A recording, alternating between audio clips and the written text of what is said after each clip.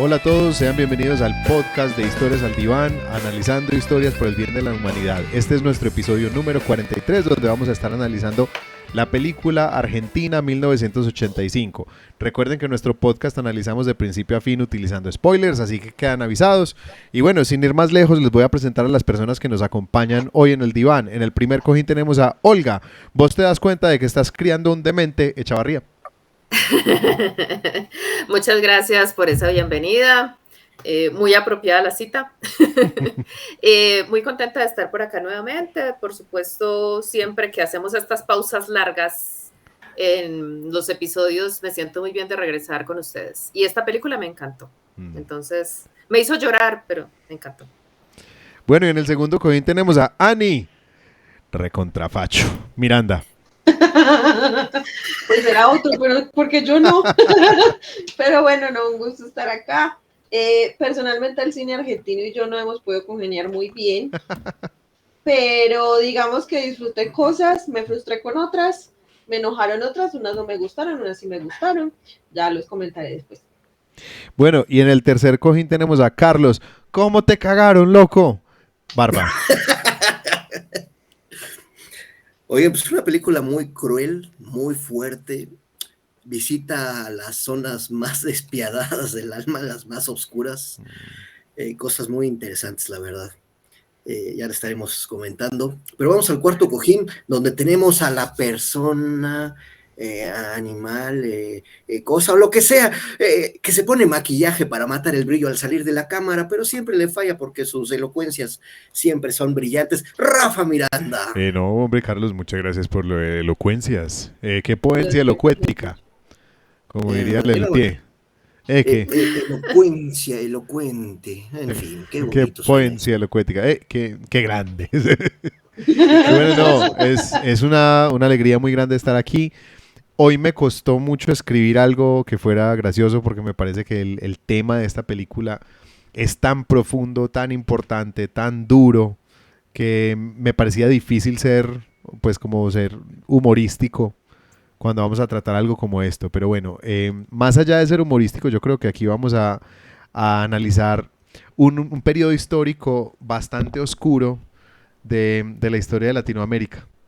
Y es un episodio que ocurrió y que precisamente porque esto ocurrió hay que recordarlo para que no siga ocurriendo.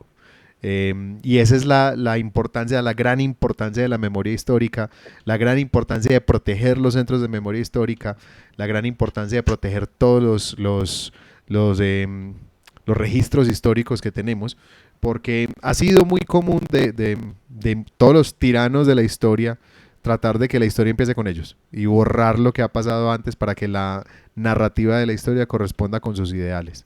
Entonces aquí hubo un país que se resistió y una vez que terminó ese periodo tan oscuro, decidieron que valía la pena hacer que estas personas tuvieran que responder por sus crímenes, aunque quisieran reescribir la historia y aunque las personas que estaban en el poder hubieran preferido también tapar la historia. Entonces esta es una película que me tocó muchísimo a nivel personal. Y se llama Argentina 1985, que habla acerca de un equipo, según IMDb, un equipo de abogados que se enfrenta a las grandes cabezas de la sangrienta dictadura militar argentina durante los 80s en una batalla contra todas las probabilidades y una carrera contra el tiempo. Así es como lo describe IMDb. A mí está bien. Sí, sí. No está alejado de lo que es la película. Muy ad hoc.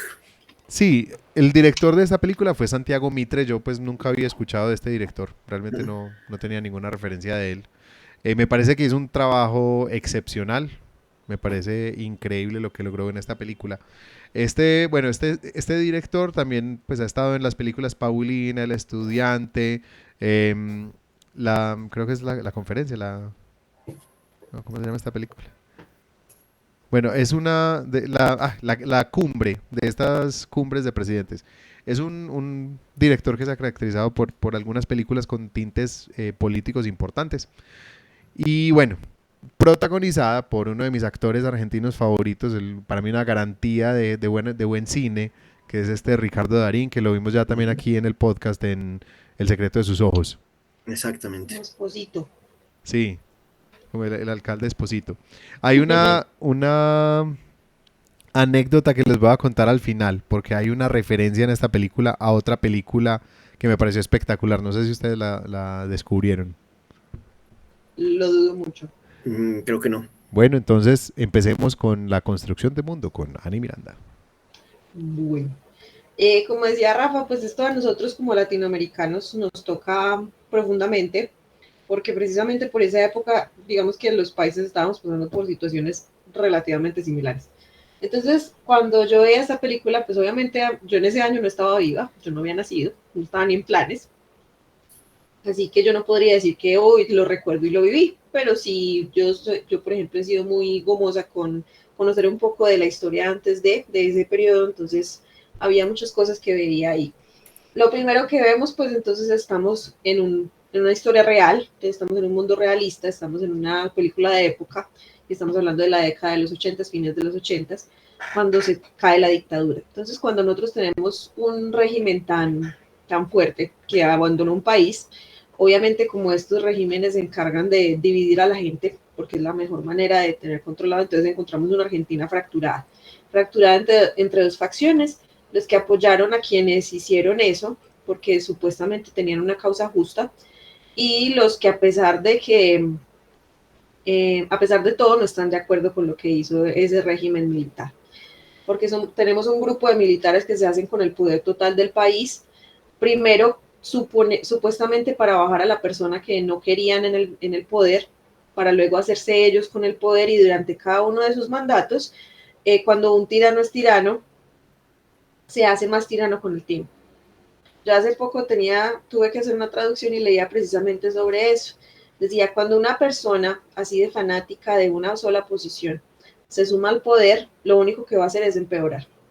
¿Por qué? Porque va a empezar a encontrar justificaciones. Cuando una persona pasa o un pueblo pasa por un momento digamos, de fragilidad o de un momento de desacuerdo político, lo que hace es irse por la opción más extrema que encuentra. En este caso es un bravo ejemplo de lo que vemos con el caso de Argentina 1985, y es que vienen de un régimen del que no están contentos, así que se van hacia el otro lado, se van hacia el lado refacho, como le llaman ellos, porque es la única solución que ven y porque es la única solución que venden. Este tipo de líderes se caracterizan por tener un gran poder de la palabra, pero no solamente eso, sino por esperar, porque ellos esperan el momento justo para poder dar el golpe.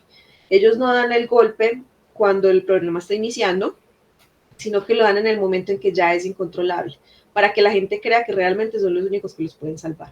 Así que esa es la visión que tenían las personas mayores de esta Argentina dividida, mientras que los más jóvenes pensaban diferente. Los más jóvenes pensaban que a pesar de que había algo malo, no quiere decir que esto otro malo sea bueno, porque hay muchos crímenes que empezaron a hacer por debajo.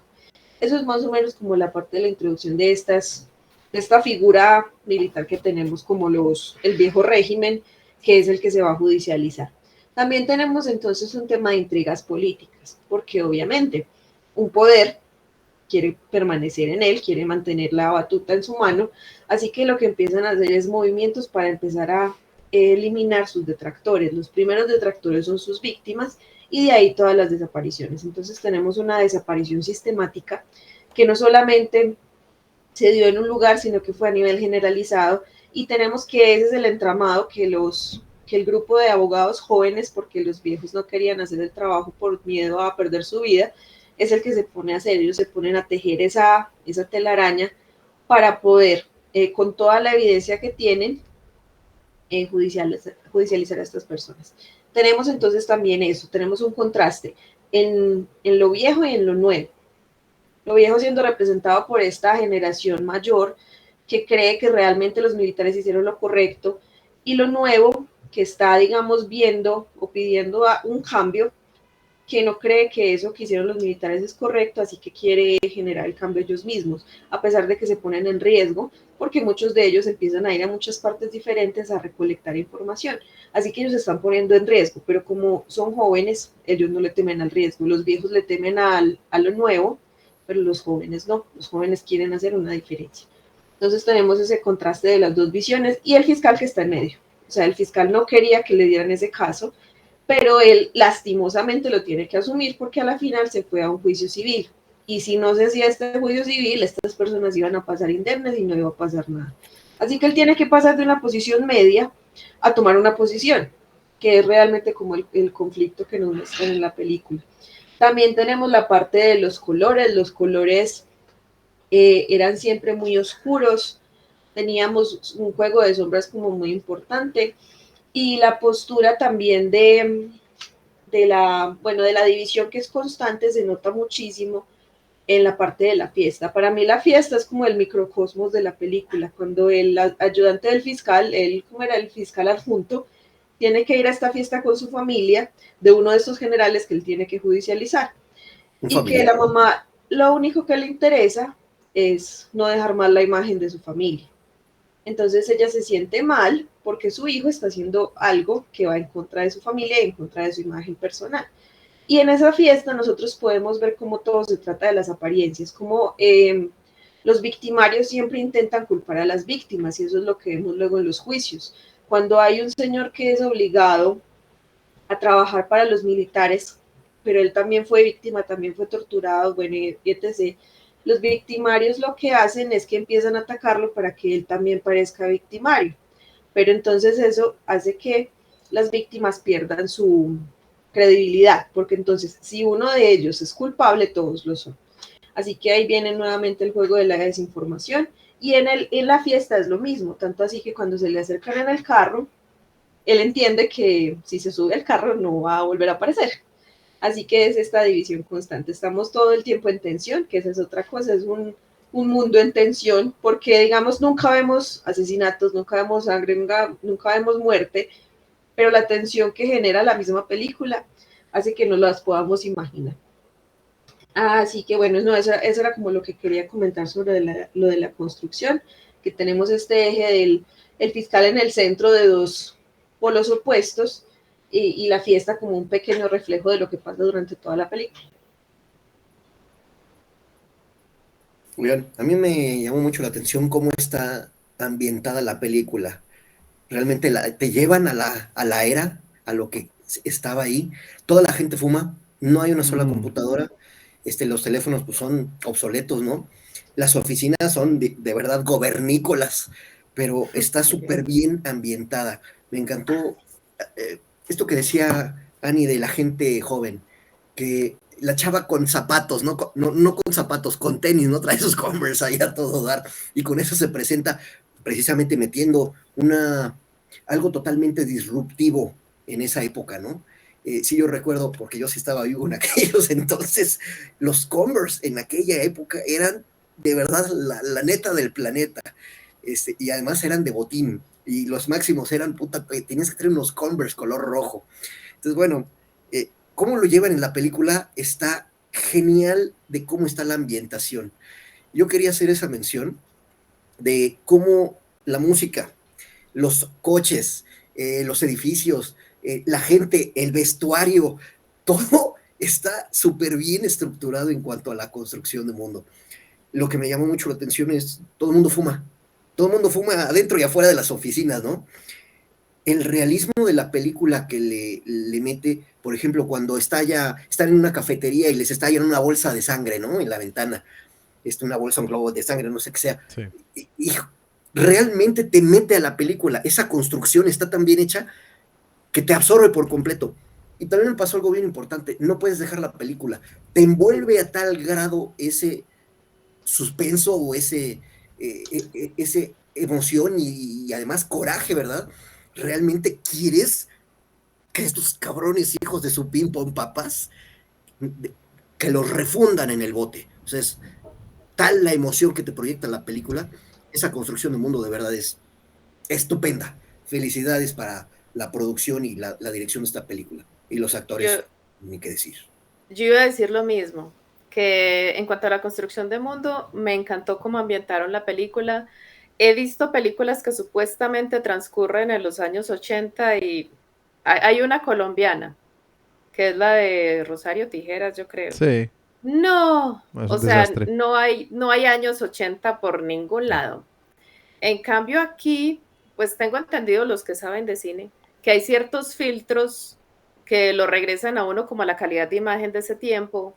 Y también está la cuestión del vestuario, también está la moda del cabello. Recuerda uno artistas, cantantes, pues yo también, yo sí existía, aunque estaba en la escuelita, en primero, segundo. Yo soy como la canción de Andrés Cepeda, ¿cierto? Se tomaron la embajada. Ahí Yo sí me lo corchaste, vi esa no en lo ven así. televisión, estábamos chiquitos. Sí, bueno, Mi Generación se llama esa canción. Entonces, Sí. es la historia de mi generación. Bueno, Porque eso no llegó en todo acá. caso me gustó mucho porque realmente sí te sentías como mirando la televisión en esa época. O sea, yo me recordaba cuando estaba en primerito, segundo de primaria, chiquitica, y veía esa clase de imágenes de cómo vestían los políticos, cómo eran los trajes, la gente así con su cabello, ¿cierto? Mi esposo, por ejemplo, cuando miramos las fotos de su juventud, mi esposo pues es 9 años mayor que yo, entonces estaba un poquito más grande en el 85, el pelo. La música me encantó, aunque eso pues corresponde también a la sección mía, pero yo pienso que eso Sí. contribuye mucho a que uno se sienta como rodeado de esa atmósfera. Y lo que dice Carlitos es cierto, pero porque era así. Cuando mostraron las fotos de los personajes reales estaban fumando. Sí. Y mucha gente, inclusive mi mamá que no era fumadora, dice que ella por pena de que todo el mundo fumaba y que toda la gente le ofrecía, entonces que de vez en cuando pues también aceptaba el cigarrillo por no ser como la de menos ahí, pero eran tiempos en los que era una moda. Entonces, yo pienso que en cuanto a la construcción de mundo, esto no es fácil de lograr. Transportar a la audiencia a una época que la persona sienta como que realmente lo sumergieron en ese tiempo, en esa época, no es fácil. Y me parece que cuidaron mucho todos los detalles. Me parece cuando iban por las calles, cuando entraban a ese edificio, viendo las imágenes del juicio real, porque yo después de la película no me pude aguantar y me fui a buscar, y muy, muy fieles, inclusive los personajes como los caracterizaron. Yo decía, ¿este cuál es? ¿Este es el actor o es el de verdad? Porque se parecían muchísimo. Inclusive los actores hicieron un trabajo muy juicioso, se ve que investigaron mucho a quien iban a interpretar, porque los gestos, ¿cierto? La mirada, cómo se sentaban, muy parecidos. A mí me encantó esa parte de la construcción de mundo, porque yo pienso que también el mundo de la dictadura y el mundo de la reciente democracia también está ahí reflejado de una manera muy cruda. Y muchos países desafortunadamente pasamos por eso. Me imagino que en Chile tiene que haberles tocado mucho el corazón. Bueno. Pero no pasamos, lo seguimos viviendo, ¿eh? Sí, con de maneras diferentes. Bueno, sí, otro nombre. hay unos matices allí, pero otro logo.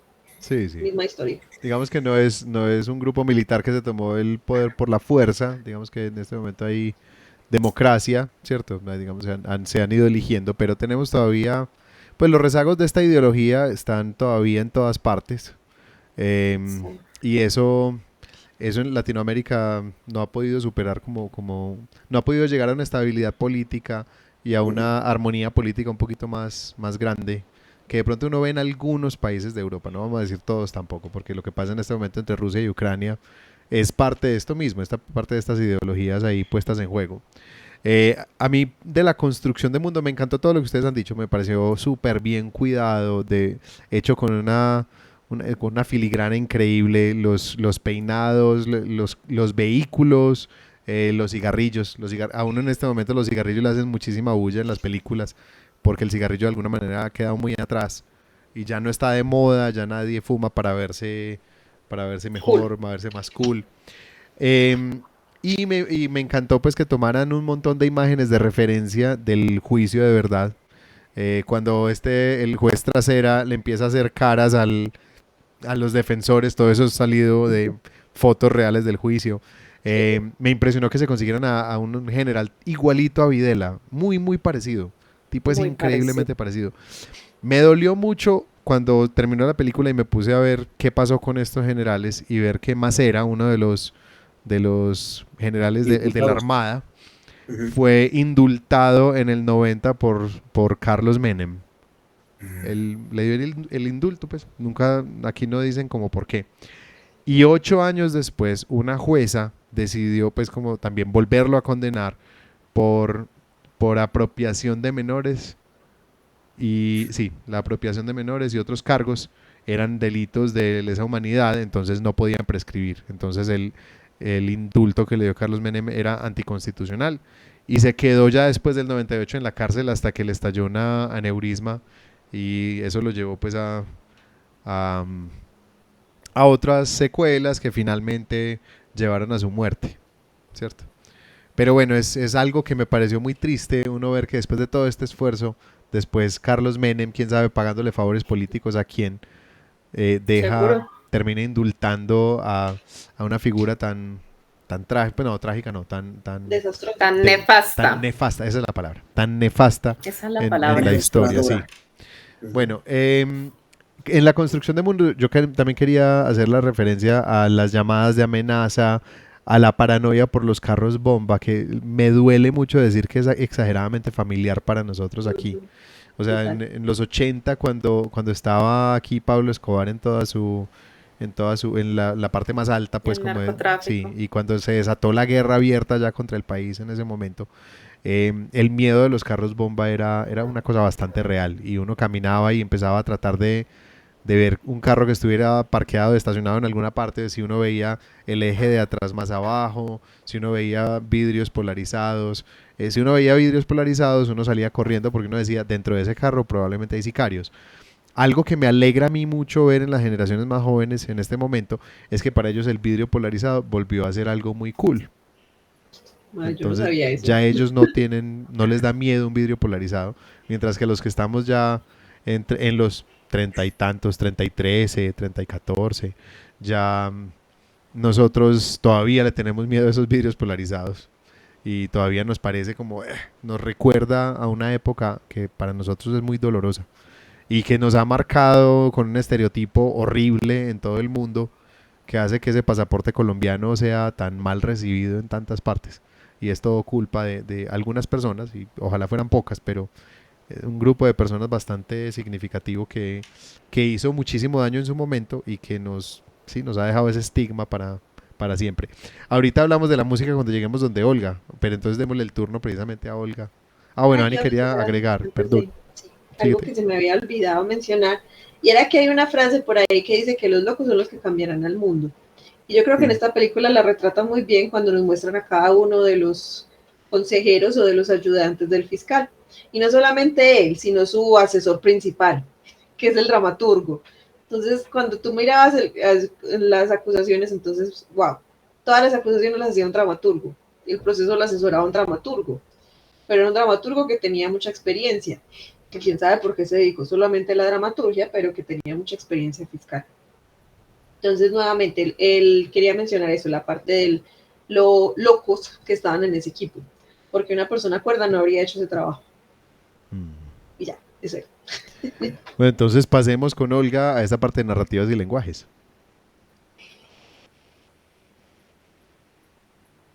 Bueno, para mí, ¿me están oyendo? Sí. Sí.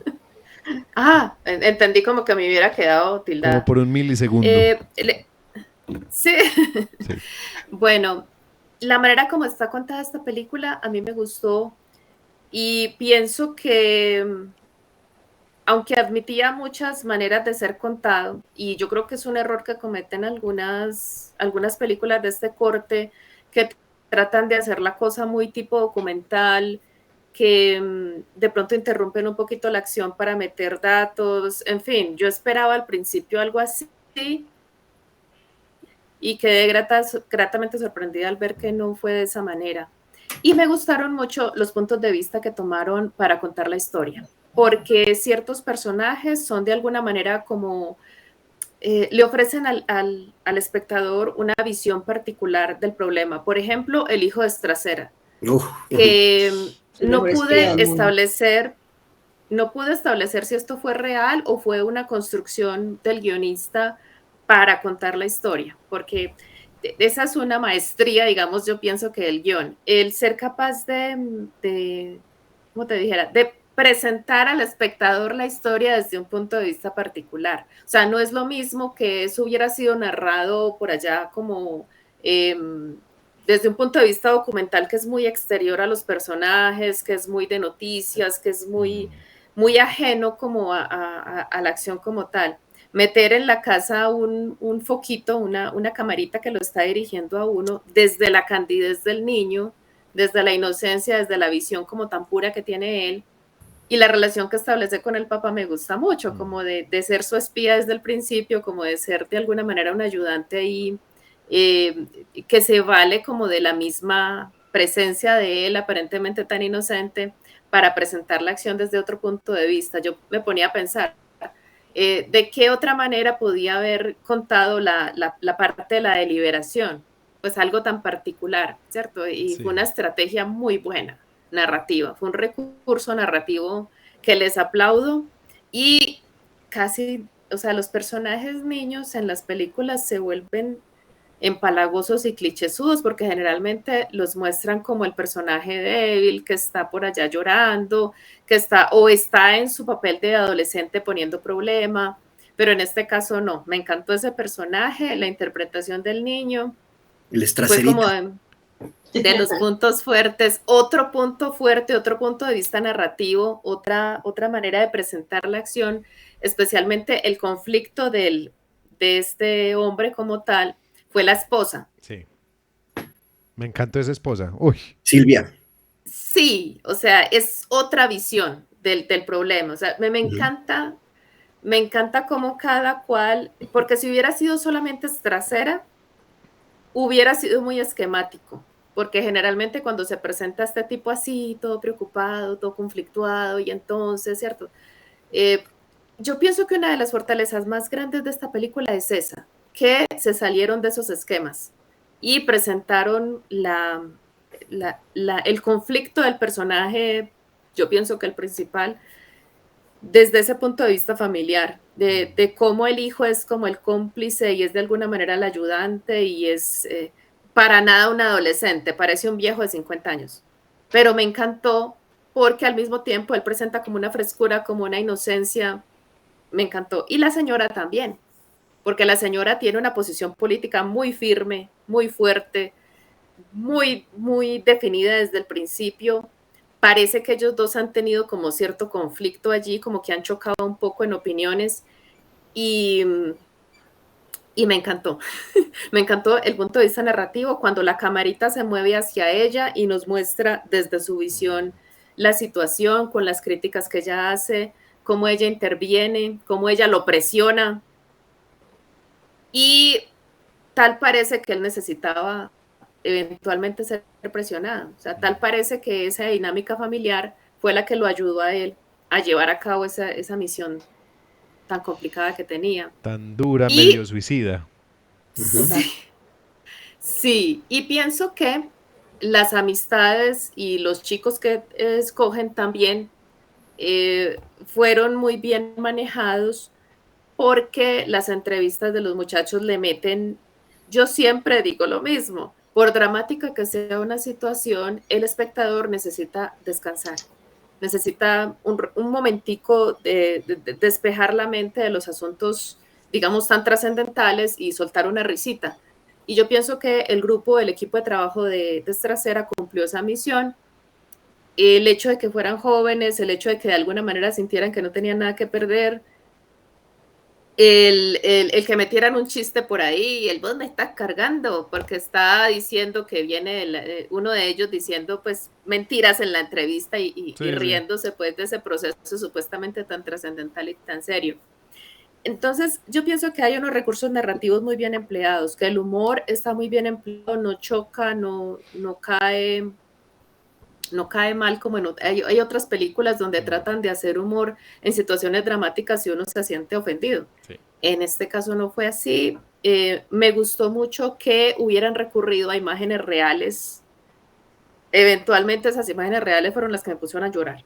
Claro. Cuando ya en lo más delicado, o sea, yo la escuché un ratico en inglés. Quería ver cómo los habían doblado. Ok. Y me encantó. Vea. O sea, cuando la señora le está diciendo a él que el cierre que él haga del proceso tiene que ser magistral, o sea, que él tiene que fajarse un cierre, y lo es, o Épico. sea, es épico. Requete. Pero no hubiera sido tan épico sin esas imágenes reales de los personajes reales, de la gente que en la Sí. vida real estuvo en ese lugar aplaudiendo, levantándose, llorando. Yo de por sí, si veo una persona llorando, también me pongo a llorar. Y saber que era la persona real, o sea, las personas que mostraron en ese momento ahí en llanto, todavía me da cosa, porque Es muy poderoso, muy. Uf, esos testimonios son desgarradores. O sea, qué película también, o sea, qué historia también contada, Sí. pienso yo, porque manejaron de una manera magistral la atención, pusieron la atención donde había que ponerla. Y precisamente los testimonios, el que hizo el guión entendió perfectamente que esto se trataba de eso, de darle voz a las víctimas, Sí. de permitirles sentarse allí el tiempo que necesitaran y contar su historia. Entonces, no, habría mucho más que decir, pero me encanta esa película, cómo fue narrada. Y bueno, la música, que ustedes saben más que yo, aunque yo no soy pues la más melómana, me llama mucho la atención Pedro Osuna.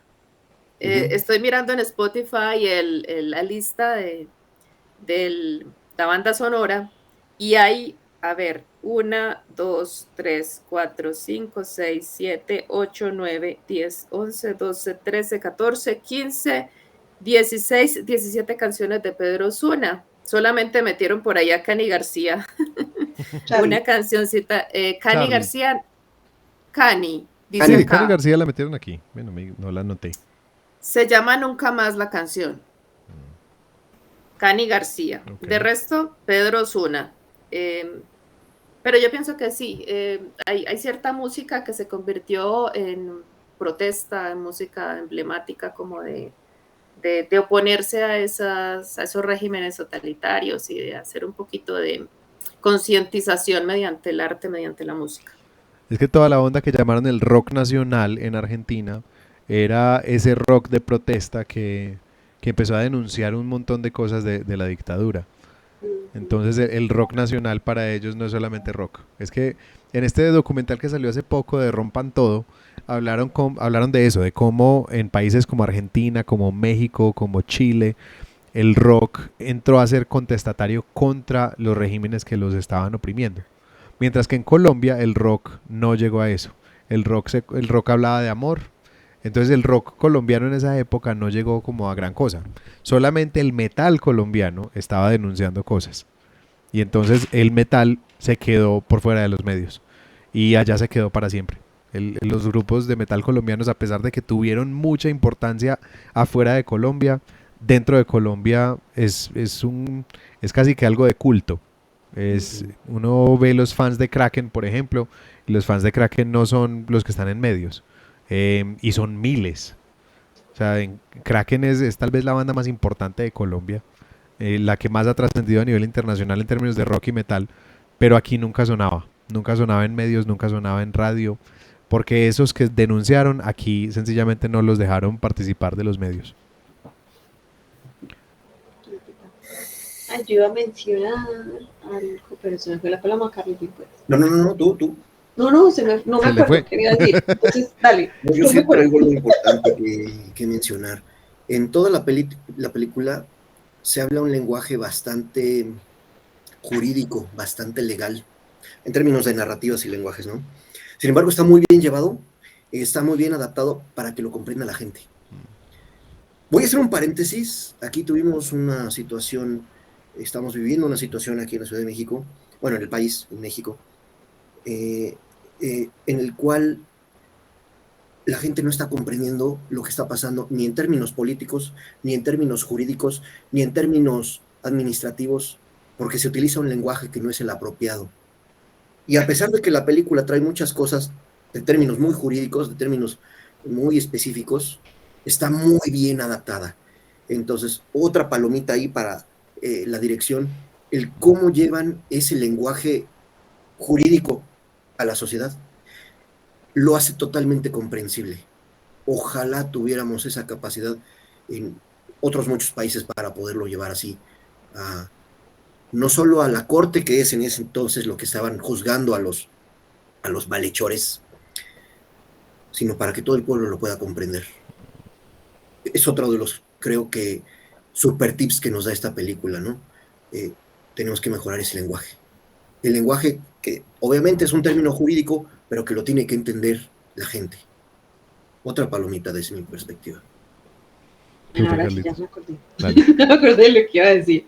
Yo iba a hablar de lo de las Madres de Mayo, porque para mí esta figura de las Madres de Mayo fue importante, porque yo tengo un amigo de la universidad que estudiamos juntos, él es actor dramático graduado, hizo una maestría en Argentina precisamente, y él regresó a hacer parte de su trabajo acá, su trabajo de grado. Él lo hizo con un colectivo de mujeres que se dedican al teatro, pero estas son mujeres que precisamente por temas de violencia o les mataron a sus hijos o se los desaparecieron. Entonces me acordé mucho de las Madres de Mayo porque él sacó un libro precisamente de ese trabajo de maestría que se llama El dolor en escena. Y entonces él entrevistaba a todas estas mujeres hablando de sus historias de vida. Y lo de las Madres de Mayo es muy bonito el símbolo cuando lo utilizan en la película, cuando ellas tienen su pañuelo blanco y les dicen que se lo deben quitar porque no se permiten posturas ningún políticas. símbolo político. Eso sí, en la corte. Y como en la ovación, que todos se paran a aplaudir la acusación, ellas se lo vuelven a poner a modo de ya lo podemos hacer porque es que ya se hizo la acusación que se debía hacer. Y una cosa más que quería comentar sobre esto es sobre la importancia del encuentro con el presidente.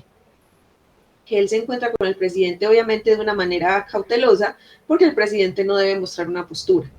Pero entonces cuando él sale de la reunión con el presidente, que le dice, ¿y qué te dijo? Que está esperando ansiosamente mi acusación. Para mí esa frase fue como, uy. O sea, si quería presión, ahí la tiene todas. Ya. Y bueno, sí quería como mencionar eso porque si nos hubieran mostrado la conversación con el presidente, habría sido mucho más aburrido. En cambio, como nos dejan esa pequeña, que nos dan como nos ponen la sal en la lengua para que la podamos saborear, pero para que quedemos con ganas. Entonces se genera como la incertidumbre de qué fue lo que pasó en la habitación. Porque solamente ellos estuvieron en esa habitación, referencia a Hamilton, pero... Sí, total. Estaba pensando Hamilton. Pero sí, muy bacano. No, a ver, yo quería hacer comentarios sobre dos cosas en particular. En esta parte pues, de narrativas y lenguajes me encantó la parte de la fotografía tan cuidada para emular los momentos de los juicios. La fotografía en las provincias me pareció increíble. Cómo no solamente capturaban unas hermosas imágenes, sino que también nos daban como la impresión de estar viendo una película de los 80. Y por otro lado quería hablar de la música. La música empieza... En los créditos iniciales hay una flauta, que es una flauta haciendo un sonido que, bueno, yo lo escribí aquí como trrr. Ese sonido es un sonido típico de las flautas de los Andes, de las flautas andinas por toda la cordillera. Y es un recurso que están metiendo dentro de una construcción sinfónica, pero que inmediatamente uno sabe, esta construcción está aprovechando sonidos, armonías latinoamericanas, y eso me pareció algo muy lindo porque es una película profundamente latinoamericana. Hay una cosa en esta película que me hizo a mí pensar en algo que vi en otra película donde describían los latinoamericanos cómo amamos a Latinoamérica, y es que Latinoamérica se ama con dolor. Entonces cuando uno habla de cómo amamos a Latinoamérica, uno dice Latinoamérica me duele, y ese es el amor hacia Latinoamérica. Y esta película me parece que ilustra ese punto a la perfección. Es cómo nos duele Latinoamérica por todo lo que ha pasado, por todo lo que se ha vivido acá y lo que sigue pasando. Y seguimos. Pero seguimos queriendo Latinoamérica, que seguimos adelante, tenemos esa fuerte identidad como latinos, pero nos duele. Y eso es algo que me parece que esta película capturó de una forma impresionante. Cuando miramos hacia atrás hay muchísimo dolor. Y cuando miramos hacia el futuro, el problema es que pareciera no verse con mucha esperanza. Y ahí es donde cae como como el empuje latinoamericano de seguir luchando a pesar de todo. Y es algo que, esta película me tocó muchísimo en ese sentido. Me pareció increíble. Perdón, lo que pasa es que el asunto con Latinoamérica es que precisamente esas situaciones violentas, las guerrillas, el narcotráfico, todo lo que hemos tenido que padecer es como lo que nos acerca. En cuestiones culturales podemos tener muchas diferencias, pero ya cuando se presentan desaparecidos, torturados y todo eso, recordamos nuestros propios desaparecidos, nuestros propios atentados, y por eso sentimos como ese dolor que nos acerca. O sea, eso es como una cosa que inmediatamente la solidaridad se nos sale así por los poros. Queremos ir y abrazarlos allá porque estamos muy identificados. Sabemos lo que es eso. Sí, porque hemos pasado por lo mismo. Es un tema muy fuerte de empatía. Sí. Lo sentimos, lo vivimos, no nos lo cuentan, lo hemos experimentado. Sí. Es diferente cómo lo puede apreciar alguien desde un país en el que estas cosas no hayan pasado o no estén tan recientes. Sí, pero además no es lo mismo verlo en la televisión o verlo en una película que saber que esto realmente existe en la vida real, ¿no? Saber que es parte de nuestra realidad, una desgraciada realidad, pero así funciona. No, y hay algo que me parece que también esta película entendió muy bien, y eso lo entiende también el que ha vivido estas cosas, y es que esta película contó toda esta historia sin romantizar a los dictadores, sin romantizar, porque una cosa que yo creo que nos ha dolido mucho aquí en Colombia, cuando vemos todas esas representaciones internacionales de los narcotraficantes, es cómo los romantizan, cómo los muestran como un Robin Hood, como un héroe, y uno sabe todo el dolor que causaron.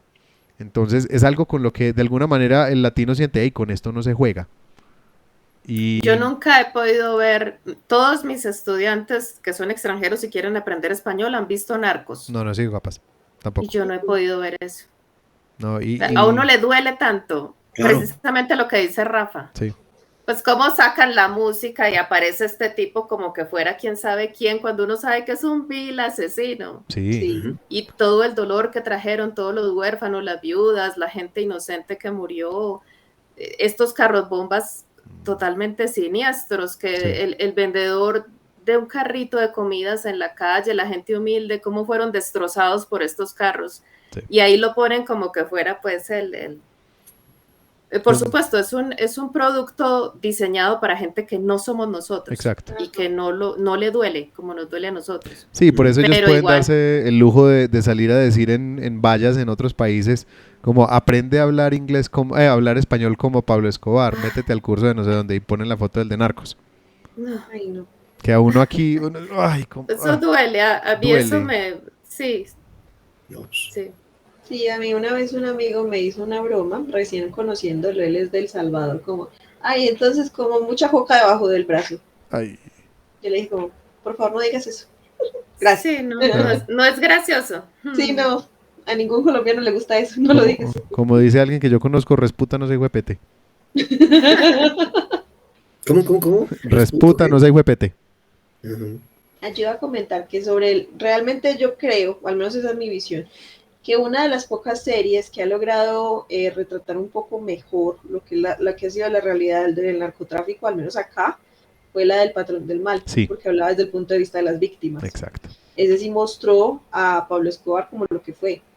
Y no solamente eso, porque esa serie no solo denuncia a Pablo Escobar, denuncia también las ambigüedades de las víctimas políticas.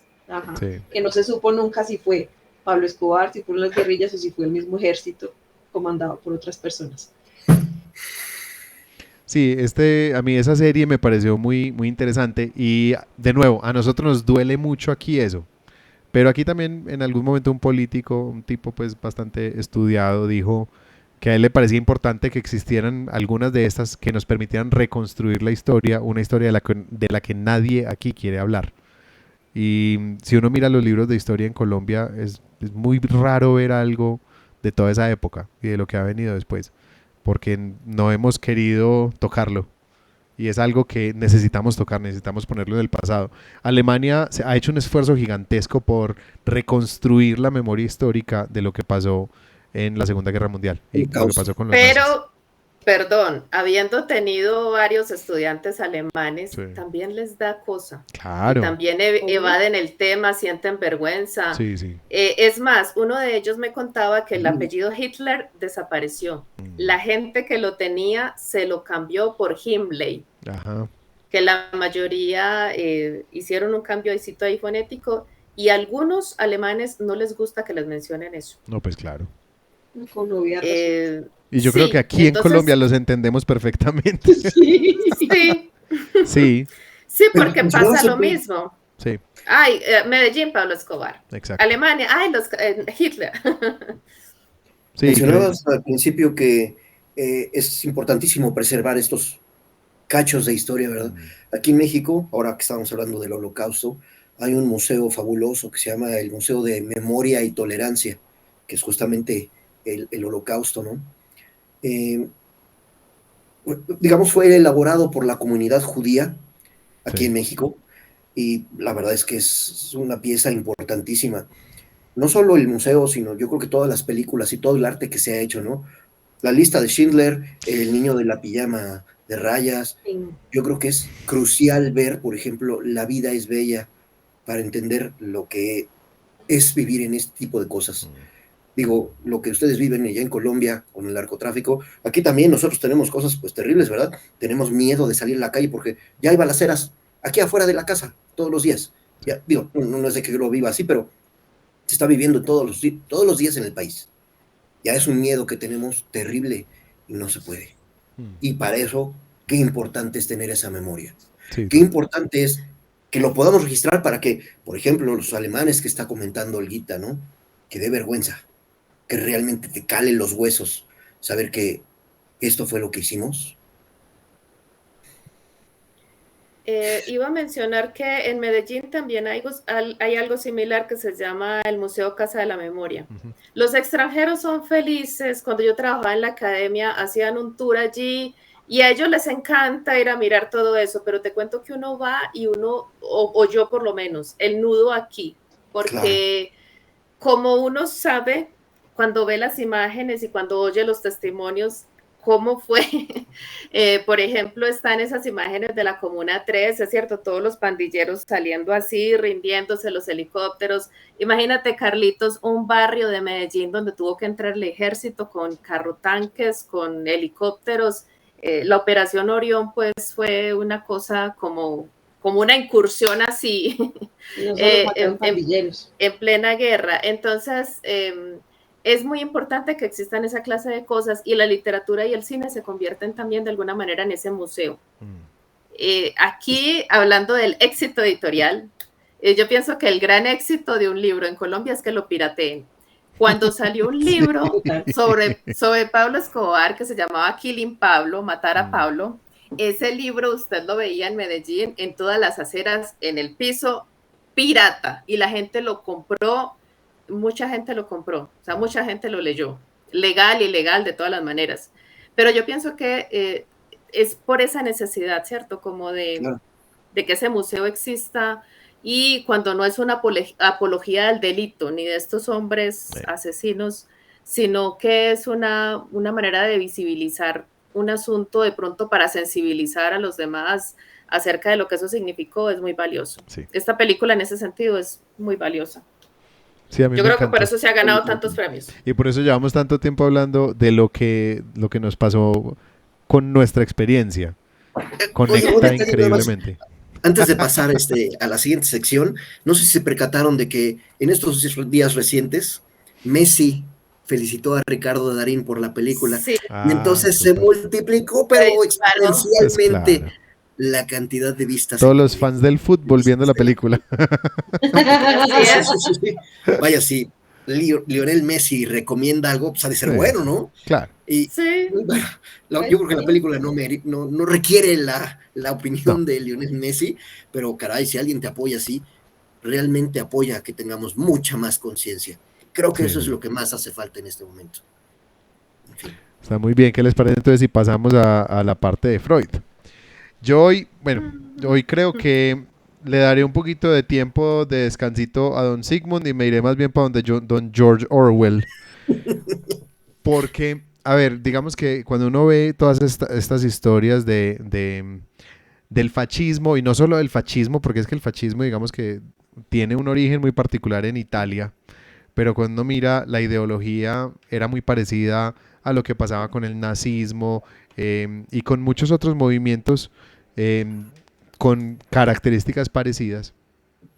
Empieza uno a ver que mientras más extrema la ideología, más se termina pareciendo, sea para un extremo o para el otro. Termina siempre apuntando a la imposición de unos ideales y para poderlo hacer termina destruyendo libertades, ¿cierto? Entonces, a mí me impresiona mucho cuando uno mira en la obra de 1984 de George Orwell y empieza a ver todo el manual que ponen en el libro de la Resistencia cuando explican cómo el régimen se está manteniendo en el poder y lo logrará para siempre de esa manera. Eh, y aquí en esta película ellos ganan el juicio cuando logran que la clase media se enfurezca. Y es algo muy gracioso. George Orwell lo decía. Realmente, si hay alguna esperanza en ese libro, en esa distopía de Orwell, si hay alguna esperanza de que esto cambie, está en los proles, en la gente más pobre, que son tantos que podrían tener poder. El problema es que están tan enfocados en el día a día que no se van a preocupar por eso grande. Entonces aquí en Colombia, por ejemplo, esa gente más pobre terminó en muchos casos, muchas personas romantizando una figura como Pablo Escobar, que para ganar favores políticos les regalaba casas, les construyó un barrio, y era para ganar popularidad. Él no lo hizo pues por generosidad ni por un gran sentido filantrópico, pero eso generó y se terminó romantizando en esos lugares, lo veían como un descendiente de Jesús directo y, y así. Entonces esa oportunidad de las personas de pronto pensarse cuando están tan enfocados tratando de sobrevivir al día a día es una herramienta infalible para que el gobierno pueda mantenerse en el poder. Por otro lado, hablaban de la necesidad de enfrentar al enemigo. Entonces es importante tener un enemigo. Y es importante que el enemigo sea visto como un villano, como el que quiere destruir las virtudes. Y siempre utilizan ese disfraz de estamos defendiendo la virtud. Y para eso se apropian de los medios. En este libro de 1984 ocurre, pero parece un manual de todas estas dictaduras. Entonces empiezan a cambiar la verdad para que siga manteniendo la narrativa del gobierno. Ese es el asunto que Orwell planteaba ahí cuando la gente empieza a decirse mentiras a sí misma, que es el doble pensar. Te dices una mentira, te la crees y después te olvidas que te dijiste una mentira. Yo pensaba que eso era imposible. Cuando yo leí el libro, inicialmente pensé que era imposible. Y después lo empecé a ver en los discursos políticos, en ideologías, en distintos países. Cómo la gente se decía mentiras, después se las creía y cuando le demostraban que era una mentira, se devolvían diciendo que no, la verdad nunca fue esa. Y eso se llama alienación.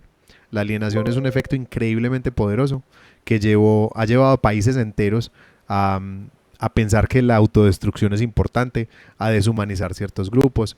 Y en ese proceso de deshumanización armamos tribus, nosotros contra ellos, nosotros los virtuosos contra ellos los malvados.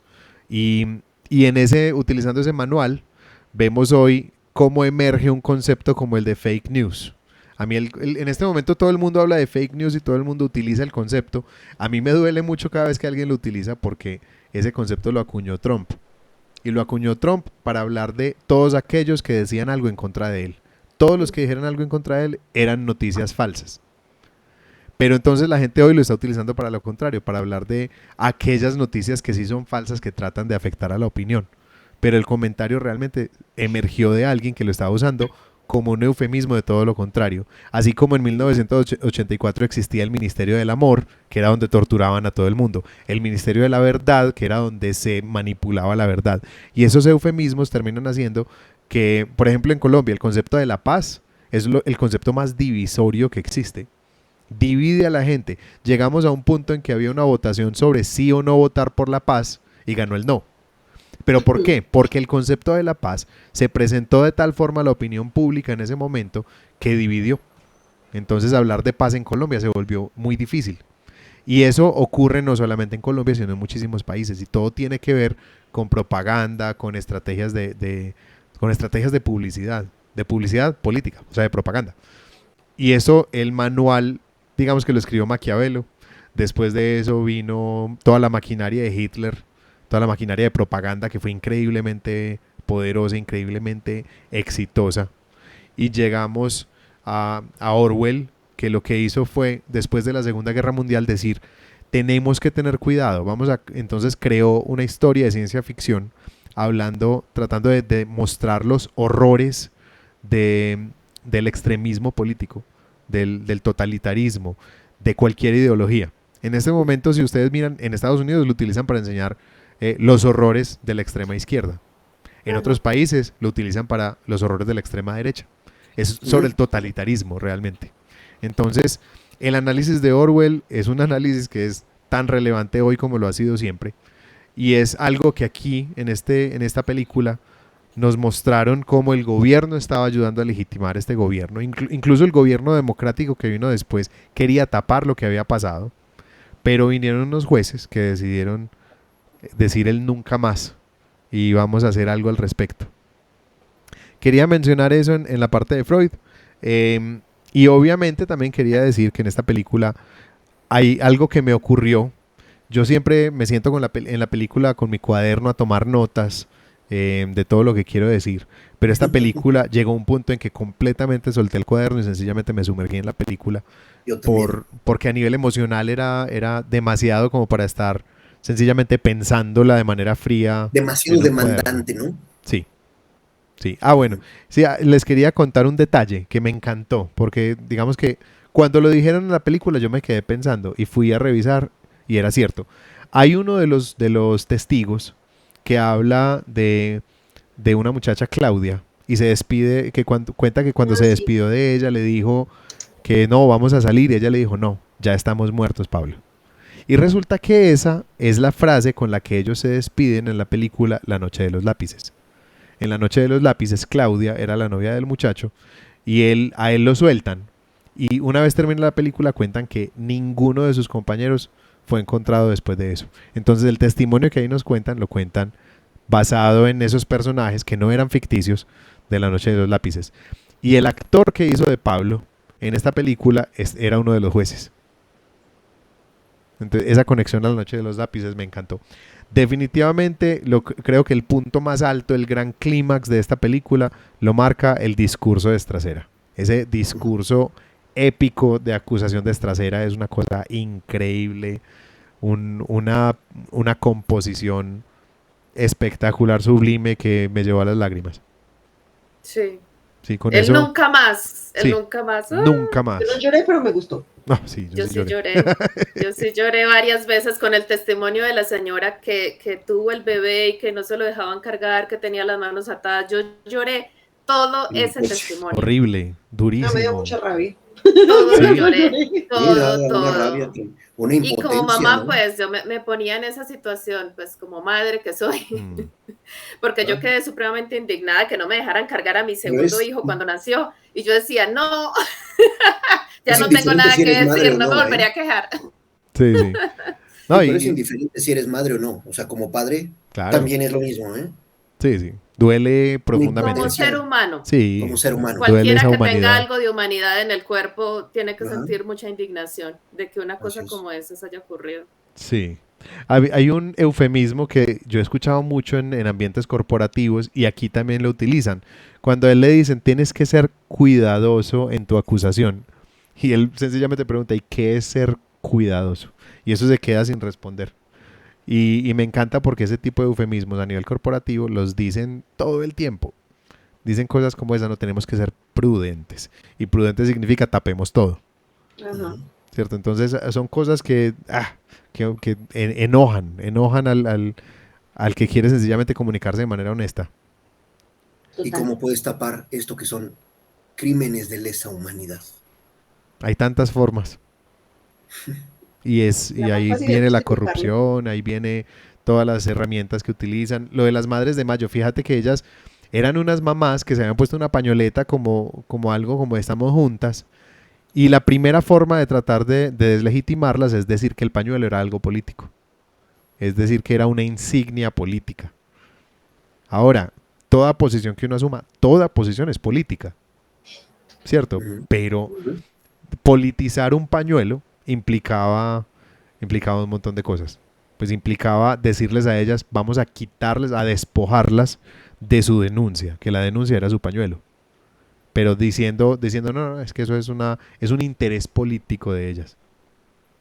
Y esa es la primera forma que utilizaron ahí para tratar de tapar.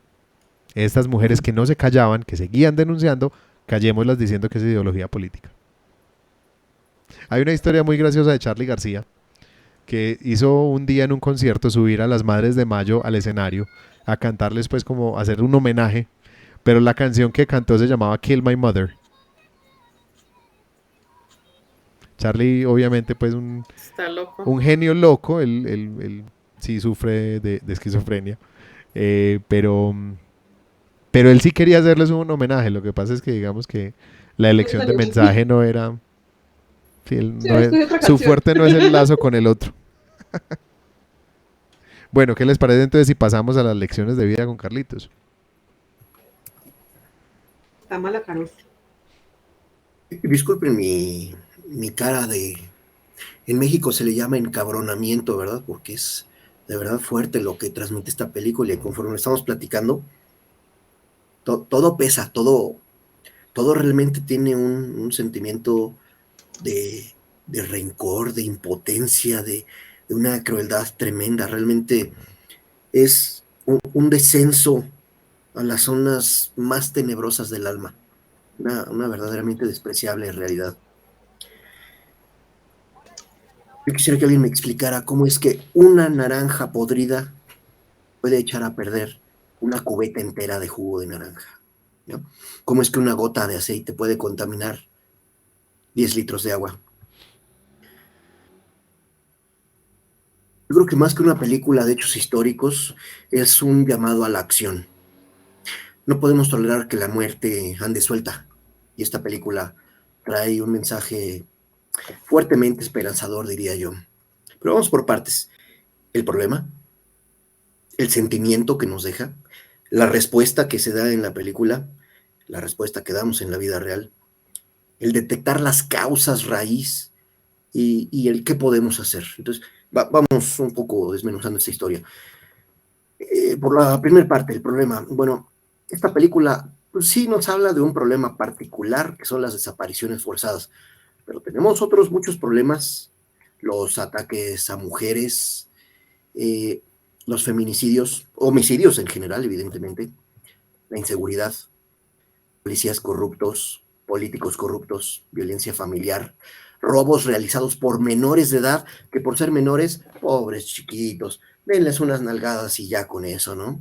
Ah, eso sí, traen unas pistolas, pero, híjole, hostigamiento sexual, abusos, ataques a menores, delincuencia organizada, migrantes desplazados por la inseguridad, por la economía. Realmente es una situación interminable, la lista puede ser eterna.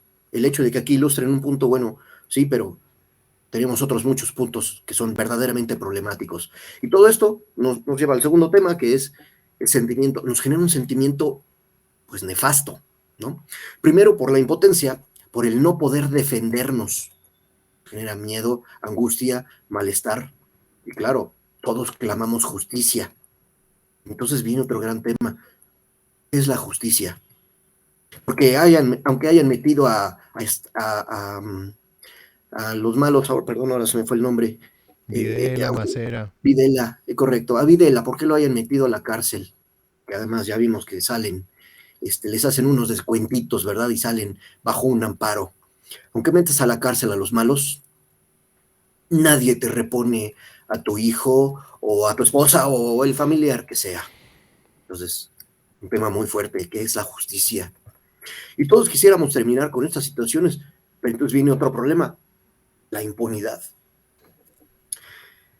La respuesta que se da en la película, bueno, pues plantea un parteaguas realmente en la historia de la humanidad, porque se da fin y castigo. Y bueno, si es que esos términos sirven para aliviar algún dolor o para decir se hizo justicia. Juicio a los políticos corruptos, porque pues, realmente el valiente vive hasta que el cobarde quiere.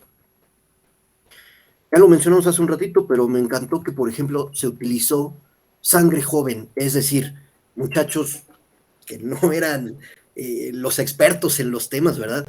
Escogieron a muchachos que estaban saliendo de la escuela, de la universidad, y ellos le entraban con todo.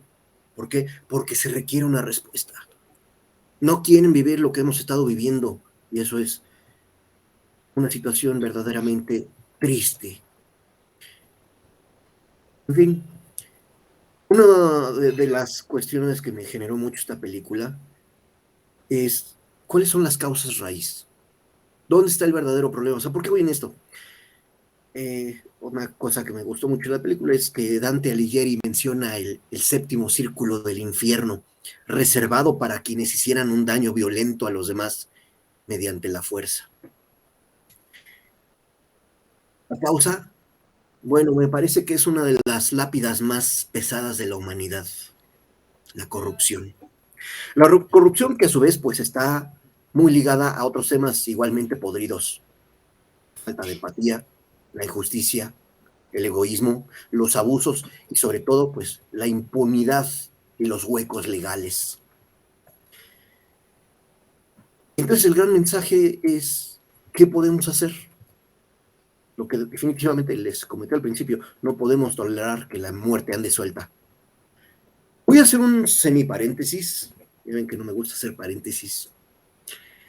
No se rían. Siria y Turquía. Ahorita está un terremoto, bueno, están viviendo la crisis de un terremoto pues, verdaderamente desolador. Estando tan lejos y con unas manos pues tan pequeñas, podríamos pensar que podemos hacer muy poco o nada por ellos, por los desaparecidos forzados o por los feminicidios pero nuestras mentes, nuestra empatía, nuestra fuerza moral no son tan pequeñas. Y bien pueden servir para ayudar, para alumbrar, para generar ideas, para aportar conocimientos. Y quizás si todos colaboramos, o al menos algunos, aportando cada uno con lo que puede, quizás juntos podamos reconstruir Turquía y Siria, o quizás podamos hacer algo acerca de los desaparecidos forzados. Viene el caso porque no es lo único que estamos viviendo. Hay muchísimos otros escenarios. Aquí se han implementado agencias. Hace un par de años se abrió una agencia especial para los desaparecidos forzados. Se anunció con bombo y platillo, por supuesto, y al cabo del tiempo, 2 años, nada más, 2 añitos. En estos 2 añitos, ¿qué creen? Está abandonado el recinto, trabajan 3 o 4 personas, seguimiento de casos, 0, casos resueltos, ni uno. Y hay mucho que hacer. Realmente eso es la moraleja de la película, o eso es lo que yo veo que nos deja la película. Hay que hacer mucho en lo legal, en lo jurídico, en lo humano, en lo ético, en lo intelectual, en lo psicológico, en lo lingüístico, en lo técnico, en lo médico, económico. Argentina 85 es más bien, no es una ilusión, ni una utopía, ni una falacia, sino el ejemplo de que no estamos solos y de que sí se puede. Y a la vez nos deja 2 tareas muy importantes. Primero, ¿quién es el enemigo? ¿Contra qué o contra quién es realmente el enemigo al que tenemos que luchar? Y segundo, es a quién hay que convencer para cambiar las cosas. A las clases bajas, a las clases medias, a las clases altas, a la clase política, a la clase trabajadora, a la clase jurídica. Queridas compañeras y compañero, estimada audiencia, primero les ofrezco una disculpa por tardarme un poco más en esta reflexión, pero voy a tratar de cerrar ya con esto. Decía Napoleón Hill, uno de los más grandes talentos de la autoayuda, del desarrollo personal, que para obtener o alcanzar algo no basta con desearlo, sino que hay que estar dispuestos a pagar el precio correspondiente.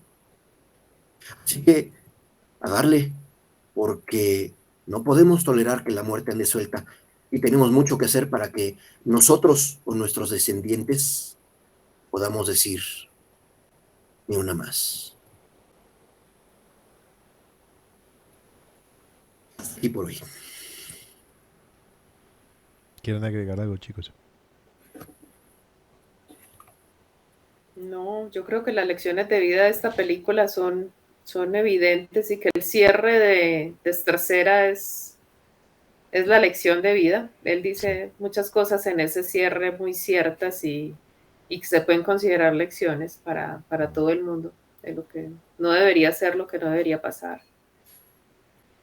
Sí, hay una frase que dicen que dice precisamente en la acusación, y era: el secuestro, la tortura y el asesinato no pueden constituir hechos políticos, y que el sadismo no es una ideología política. Sí. Que lastimosamente eso es lo que marca la política y la forma de gobernar actualmente y de las últimas décadas de muchos de nuestros países. Así que si lo estamos diciendo desde los 80, ¿por qué no hemos podido aprender la lección? Y lo estamos diciendo desde antes. Yo creo que desde mucho antes. Sí, pues es que ojalá pudiera, no, es que ojalá no. Yo creo que en este el ojalá no cabe, pero esto es algo que venimos supuestamente reflexionando como humanidad hace muchos años. A Freud en algún momento le tocó hablar de, pues en alguna, por allá, más o menos en los años 20, a él lo invitaron a participar de una correspondencia con otros científicos, una revista francesa. Y a él le tocó precisamente interactuar con Albert Einstein.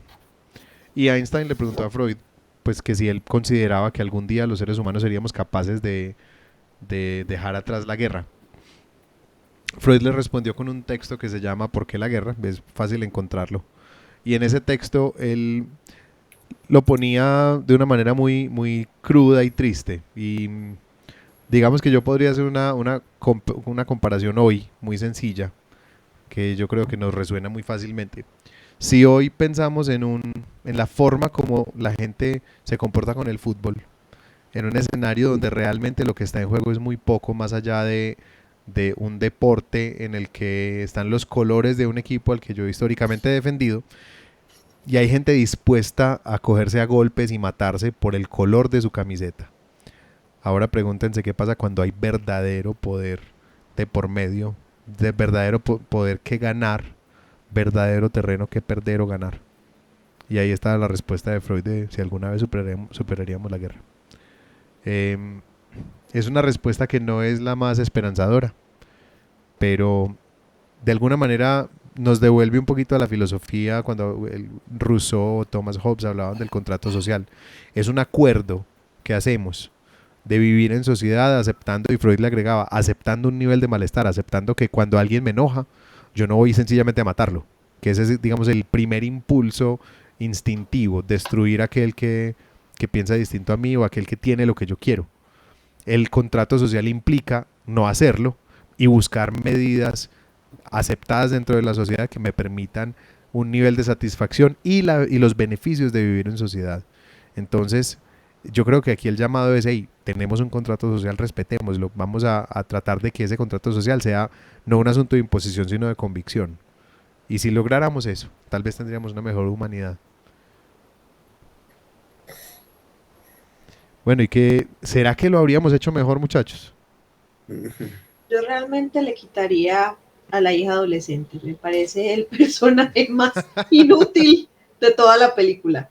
O sea, ella solo sirve para mostrar que el hijo es el mejor espía de todo el universo y que el papá está preocupado por su hija. Es el mejor y realmente mini espía. Me parece un personaje inútil. Sí, totalmente. Él es el mini espía número 1. Sí. O sea, él fundó los mini espías. Sí, total. Y eso, pues con respecto a la hija, yo realmente no le vi como real uso a sus interacciones, porque ella solo aparece para ser una adolescente rebelde y se vuelve a ir. Y hay unas partes que yo encontré considerablemente largas e inoficiosas. Entonces yo personalmente, como dice Olga, le habría pegado a tijera algunos pedacitos. Pero realmente lo que más me molestó fue lo de la hija. Me pareció sí un personaje no aprovechado. O sea, yo no sé cuál intención tenía realmente el guionista en incluir a la hija, pero yo creo que el hijo hizo suficiente papel como para que la hija tuviera importancia, o le dieron demasiado peso al niño y por eso ella pasó a un segundo plano. Y lo único que ella hace importante es cuando le dice, vea, deje de meterse en mi vida y ocúpese de lo que tiene que ocupar.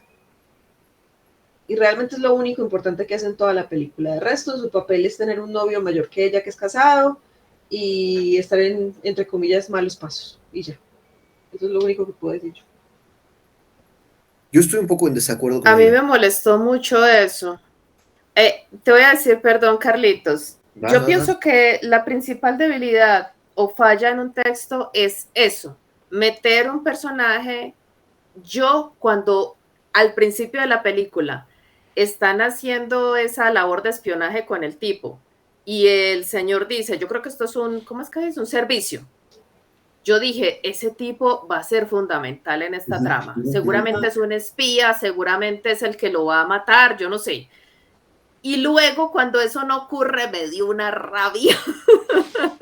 O sea, si yo hubiera sido, no sé, si yo hubiera tenido algo que ver con la producción de esa película, le hubiera dado una bofetada a ese guionista, le hubiera hecho esto para qué. O sea, yo tuve la expectativa toda la película y cuando lo último, que no lo veo más, ya no sé quién, yo, pero para eso, si hubieran ahorrado toda esa escena al principio, si hubiera ahorrado la pelea con la esposa, si hubiera ahorrado, o sea, son escenas desperdiciadas, escenas que no fueron a ninguna parte. Cualquier personaje que usted pueda eliminar de un texto y no le pase nada a la historia, quítelo, por favor, remuévalo, porque sí, porque no sirve sino para distraer de las cosas importantes, para perder el tiempo, para hacer largo lo que no debería ser largo. Entonces estoy totalmente de acuerdo con Ani, me dio una ira cuando eso no fue a ninguna parte, porque la rebeldía de la muchacha hubiera estado hasta cierto punto justificada y hubiera hecho un contrapeso fuerte, hubiera significado algo si en realidad ella estuviera apoyando al bando enemigo, por amor o por lo que fuera. Eso fue lo que yo pensé. O sea, va a tener en su propia casa el conflicto como le pasa a muchos. Mucha gente en esta realidad nuestra tiene el enemigo en la propia casa. Sí. Por ahí hubo un alcalde, yo todavía estaba en el colegio, que el hijo era guerrillero. Entonces, imagínate, un tipo en el gobierno y su propio hijo está combatiendo el gobierno. O sea, yo pensé que era algo así, pero cuando vi que no era, me dio una ira. Otra cosa que no me gustó es que, pues yo entiendo la intención, ¿cierto? Demostrar que eran gente que no tenía ningún poder, que espontáneamente se ofreció en muchos casos a ayudar con una causa tan fuerte, tan riesgosa, pero mostrar la incompetencia y la falta de preparación de los muchachos como tan, a raticos como tan exagerada, tampoco me gustó. Porque los jóvenes no son bobos, o sea, por el hecho, me molestó como si se estuviera diciendo una persona joven tiene por fuerza que ser boba. No.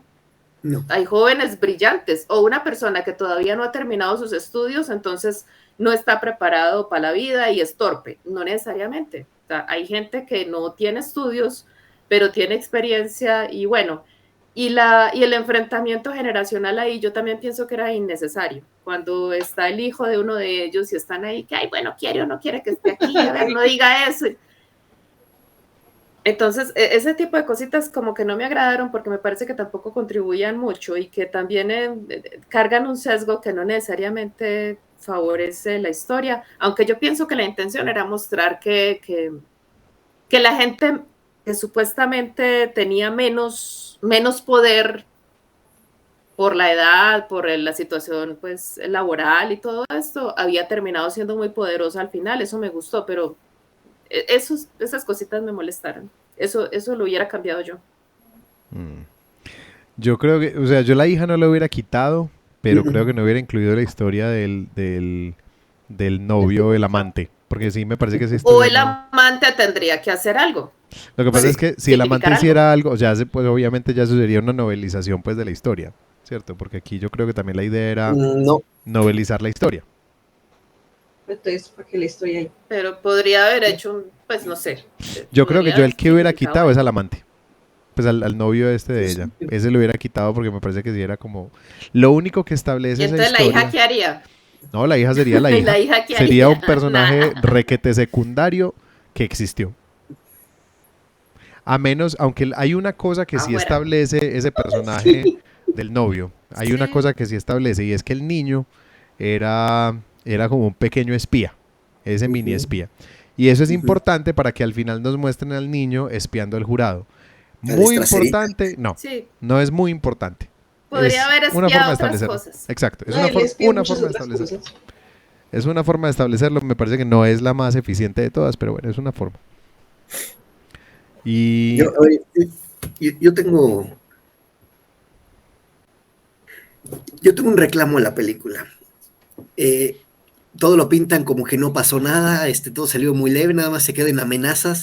Ahí te dejo una bala en la sala de tu casa para que sepas que estás amenazado. Quizás debió haber ocurrido una real. Cuando meten al director adjunto, ya lo encajonan, ¿no? Ya lo dejan en la calle con el coche ahí persiguiéndolo. Yo creo que a la escena le faltó realismo en ese sentido. ¿Qué habría pasado si hubieran hecho un ataque real? Que realmente hubiera caído uno de ellos. Porque yo creo que en la vida real eso sí pudo haber ocurrido. No lo sabemos, ¿verdad? No tenemos esa forma de saberlo. No, pero sabemos que ese personaje sí llegó al juicio. Sí. Podría no haber sido el director adjunto, podría haber sido alguno de los muchachos. Sí. A la que está en la cafetería y se le revienta la ventana ahí en rojo, ¿no? ¿Qué tal si hubiera sido un ataque real?